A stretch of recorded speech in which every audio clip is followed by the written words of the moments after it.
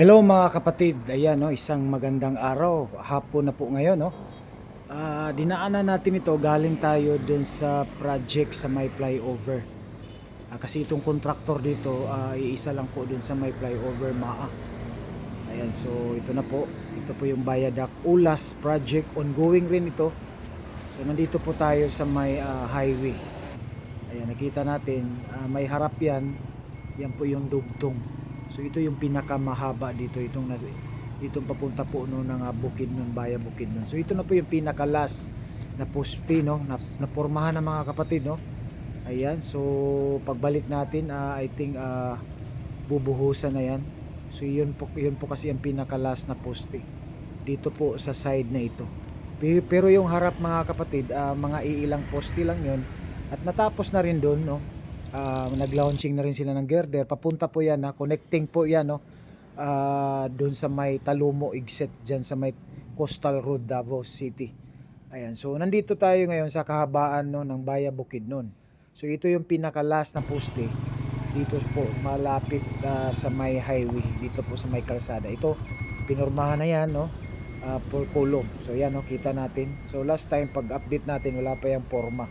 So pag may forma na, ready for ano na yan no?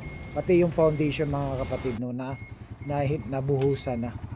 So yung ano na lang poste. So pag natapos yan, tuloy-tuloy na yan. Tamang tapa matapos yung flyover by March. So dito na po yan siguro sila mag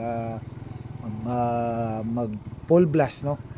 Ito nga Viaduct Ulas. Ayan no. So as pareho pa rin no, na daanan natin, ito pa rin yung mga update dito. So pupunta po tayo doon sa pinakadulo no, labas na po no, papunta ng Mintal, Marilog, Baya Bukidnon na siya na kalsada. So ayan, kasi pag nag-update po tayo sa mga flyover, dumadaan po kasi tayo dito para po kung ano po ang mga updates dito. So ayan, so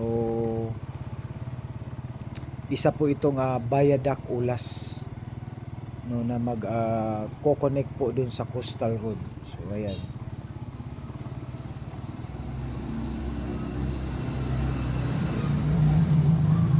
tuloy lang tayo. So dito na side, sinimula na po nila yan no, may semento. So medyo lubak-lubak pa dito yung kalsada, so pero pwede naman din madaanan. So itong mga gilid dito, I think talagang ano pa yan, i-relocate pa yung mga poste ng Davao Light. Baka matamaan pa yan dyan no? So yan, so dito na side sa kabila kapatid, ayan no, sinimula na nila, dinugtong na po nila no, nagsemento na po sila. Kaya pala last time in-excavate pala ito, kaya kasi isi-semento na pala. Ayan no, kita natin. So yan, nakasemento na yan. So magko-connect po yan dun sa baba no, kasi may naumpisahan na sila ng nagsemento doon. So ito na, so I think 2 lanes din sa kabila, 2 lanes, 4 lanes din ito no, ang kalsada dito. So yung Viaduct, nasa ano yan, same lang yan po yan sa flyover no, 2 lanes. So ayan mga kapatid, hanggang dito na lang ako, hanggang sunod muli no. Maraming salamat for your support no, and sa mga bago, don't forget to subscribe, like and share sa ating channel para updated po kayo lahat ng project sa Davao City. God bless as you watch. Bye bye.